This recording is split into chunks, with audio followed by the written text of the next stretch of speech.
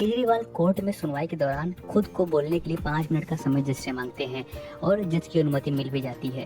इस पर केजरीवाल कहते हैं कि इस पूरे केस में सीबीआई ने 31,000 पेज की फाइल तैयार कर ली है और 294 विटनेस का एग्जामिनेशन भी हो चुका है।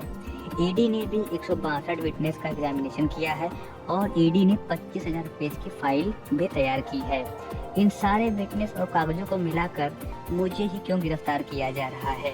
मेरा नाम सीधे सीधे 4 स्टेटमेंट में आता है। मैं केवल ये जानना चाहता हूँ कि क्या ये 4 स्टेटमेंट एक सिटिंग चीफ मिनिस्टर को गिरफ्तार करने के लिए पर्याप्त हैं? इसी पर जब हमने अधिवक्ताओं से बात की तो उन्होंने कहा कि 4 स्टेटमेंट हो या एक स्टेटमेंट हो, गिरफ्तारी के लिए पर्याप्त हो जाते हैं। भारतीय साक्ष्य अधिनियम का हवाला देते हुए यह कहा गया कि भारतीय साक्ष्य अधिनियम की जो धारा 134 है, जिसमें स्पष्ट तौर पर कहा गया है कि कोई पर्टिकुलर नंबर विटनेस की ज़रूरत नहीं होती है किसी भी चीज़ को साबित करने के लिए। और धारा 134 का स्पष्ट ये कहना है कि एविडेंस को जो होता है वो गिना नहीं जाना चाहिए बल्कि तौला जाना चाहिए, यानी evidence should be weighed and not to be counted. साक्ष्य तौला जाए ना कि गिना जाए, यानी क्वालिटी मैटर करती है ना कि क्वांटिटी।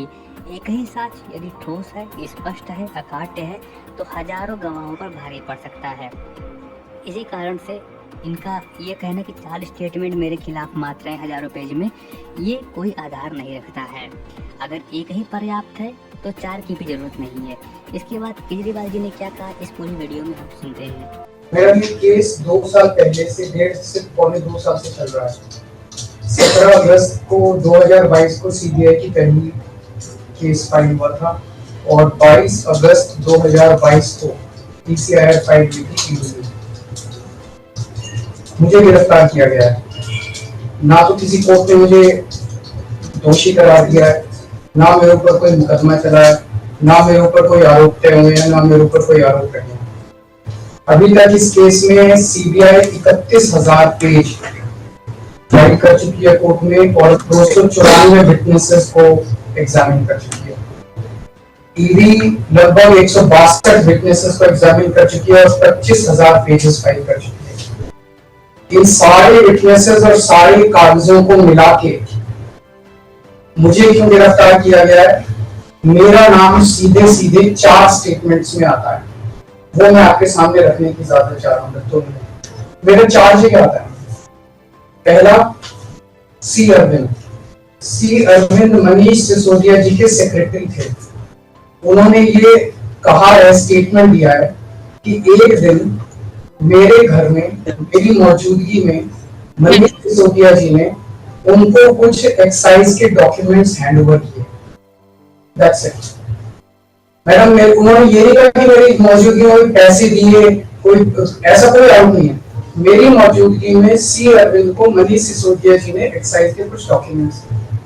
मैडम, मेरे घर पे ढेरों एमएलए आते हैं, ढेरों मंत्री आते हैं, ढेरों डिग्निटरीज आते हैं, अपने अपने सेक्रेटरी लेते हैं, वो आपस में फुसर भी करते रहते हैं, आपस में डॉक्यूमेंट्स के एक्सचेंज। मुझे क्या पता कि कौन किसको क्या दे। Is this a sufficient reason to arrest the sitting chief minister? क्या ये स्टेटमेंट एक सिटिंग चीफ मिनिस्टर को अरेस्ट करने के लिए पर्याप्त है? नंबर 1।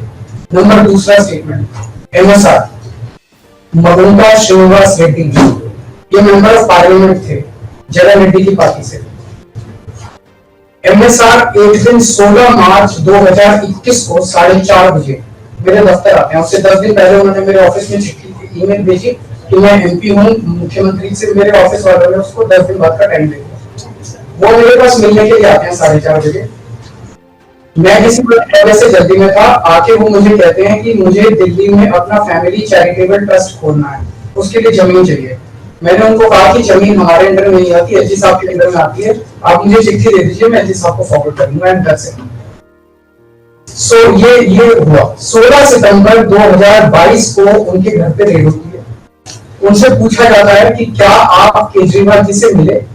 वो कहते हैं कि हाँ मैं मिला और मैं केजरीवाल जी से अपने फैमिली ट्रस्ट की जमीन मांगने गया था। ये 16 सितंबर 2022 को सेक्शन 17 का स्टेटमेंट है।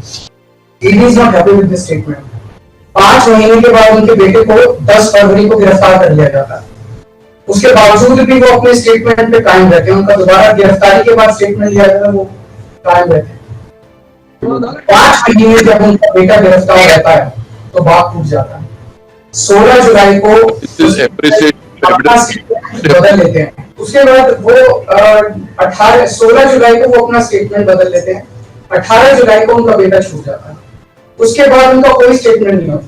That's it. स्टेटमेंट पे स्टेटमेंट हो रहे थे जब तक वो अपना स्टेटमेंट मेरे खिलाफ नहीं दे रहे थे। जैसे उन्होंने मेरे खिलाफ स्टेटमेंट दिया, बेटा भी छूट गया, स्टेटमेंट होने भी बंद हो गए और 3 अक्टूबर को उनका माफीनामा भी हो गया। Mission accomplished. इसका मतलब ईडी का मिशन केवल और केवल मुझे फंसाना था। 3 सेक्शन 50 के स्टेटमेंट है मैम। तीनों सेक्शन 50 के statement they are equal in the eyes of the law. तीनों बराबर है, तीनों की ग्रेविटी सेम है। तो उसमें से एक स्टेटमेंट के तवज्जो क्यों दी गई? क्या जांच की गई है जानने के लिए उसमें से एक ठीक है, बाकी 2 गलत है। जो 25,000 पेज ईडी ने फाइल किए हैं कोर्ट के अंदर, उन 25,000 में जो केजरीवाल के खिलाफ वाला स्टेटमेंट है केवल वो लगाया गया, बाकी दोनों स्टेटमेंट दबा दी जाए। क्यों मैम? कोर्ट के सामने तीनों स्टेटमेंट लाई जानी चाहिए थे ताकि कोर्ट डिसाइड कर ले सच्चाई क्या है। चलो ठीक है। और मैम तीसरा स्टेटमेंट है उनके बेटे का, राघव मगुंटा से 16 सितंबर को उसके घर पे जब रेड होती है उनसे स्टेटमेंट लेते हैं कि says whatever his father had said. उसके बाद 10 फरवरी को उनको अरेस्ट किया जाता है। उसके बाद उनके 5 स्टेटमेंट्स होते हैं। 5 स्टेटमेंट्स में वो वही बोलते हैं जो पहले बोला। फिर 5 महीने तक वो जेल में रहते हैं। उसके बाद जब 16 जुलाई को उनके पिताजी स्टेटमेंट बदलते हैं तो 18 जुलाई को उनको छोड़ दिया जाता है। तो 7 स्टेटमेंट्स उनके हुए। 6 में वो मेरे खिलाफ नहीं होते, 7वें में जैसे ही मेरे खिलाफ स्टेटमेंट देते हैं उनका उसके बाद कोई स्टेटमेंट नहीं होता, उनको जेल कर दिया जाता है, उन्हें माफीनामा दे दिया जाता है। तो जो 6 स्टेटमेंट्स हैं ये रिकॉर्ड पे नहीं लाए जाते। चौथा है शरद रेड्डी के केस में 16 सितंबर को उसको अरेस्ट किया गया। 16 सितंबर को उसकी रेड हुई, उसने मेरे खिलाफ कुछ नहीं बोला। 9 नवंबर को उसका स्टेटमेंट लिया, उसने कुछ नहीं बोला। 10 नवंबर को उसकी अरेस्ट हुई। उसके बाद उसके 9 स्टेटमेंट्स होते हैं। मैं 9 स्टेटमेंट्स वो मेरे खिलाफ नहीं बोलता। उसके बाद 6 महीने उसको अरेस्ट करने के बाद 25 अप्रैल को वो टूट जाता है और वो केवल इतना कहता है कि मैं विजय नायर के साथ मिलने सीएम साहब के पास गया था, सीएम साहब जल्दी में थे, सीएम साहब ने कहा कि विजय के टच में रहो, विजय अच्छा लड़का है। मैं केवल ये जानना चाहता हूं कि क्या ये 4 स्टेटमेंट्स एक सिटिंग चीफ मिनिस्टर को अरेस्ट करने के लिए मैम 2 मिनट दे दीजिए, कि ये पर्याप्त है? नंबर 1। नंबर 2, जो 30,000 पेज फाइल किए गए हैं, ये 30,000 पेज के अलावा 1 लाख पेज ईडी के दफ्तर में जो हमारी बेगुनाही के सबूत है, उनको कोर्ट के सामने नहीं लाया गया। ये दूसरी बात मैं ये कहना चाहता हूँ, ये शराब घोटाले का पैसा आखिर है कहाँ? जो शराब घोटाला कहा जा रहा है, मैम ये आरोप लगाया जा रहा है कि 100 करोड़ रुपए किसी साउथ लॉबी ने शराब की हमने पॉलिसी बनाने के लिए आदमी पार्टी। मैम ये जस्टिस संजीव खन्ना का ऑर्डर है। जस्टिस संजीव खन्ना का order ma'am page 22 para 12। The assertion in the complaint filed by DOE that kickback of rupees 100 crore was actually paid by Liquor Group is a matter of debate. Sanjeev Khanna कह रहे हैं, इसका मतलब ये साबित नहीं हुआ, इसका मतलब ये विवादास्पद है, इसका मतलब ये संदेहास्पद है, इसका मतलब इसके लिए सबूत नहीं है। तो जो 100 करोड़ रुपए ये कह रहे हैं कि हम लोगों ने रिश्वत ली, वो रिश्वत तो संदेहास्पद है, उसमें तो सबूत ही नहीं है। लेकिन असली शराब घोटाला क्या है? असली शराब घोटाला शुरू होता है ईडी की जांच के बाद। जब ईडी की जांच शुरू हो जाती है, ईडी की जांच के 2 मकसद हैं। एक स्मोक स्क्रीन क्रिएट करना पूरे देश के सामने, आम आदमी पार्टी ने चोरी की है, आम आदमी पार्टी भ्रष्टाचारी है, आम आदमी पार्टी ने शराब घोटाला किया, और उसके पीछे एक्सटॉर्शन रैकेट करना, जिसके जरिए वो एक्सटॉर्शन रैकेट करना जिसके जरिए वो पैसे इकट्ठे कर रही है। मैं आपको सबूत दे रहा हूँ। शरद रेड्डी के केस में शरद रेड्डी को बेल 2 वजह से मिली। एक, शरद रेड्डी ने मेरे खिलाफ स्टेटमेंट दिया और शरद रेड्डी ने अरेस्ट होने के बाद 55 करोड़ रुपए का चंदा बीजेपी को दिया। 55 करोड़ रुपए के बॉन्ड्स अरेस्ट हुए। So he got his bail, he got his bail. So now the money trail is clearly established. Ma'am, just last 1 minute. Last 1 minute.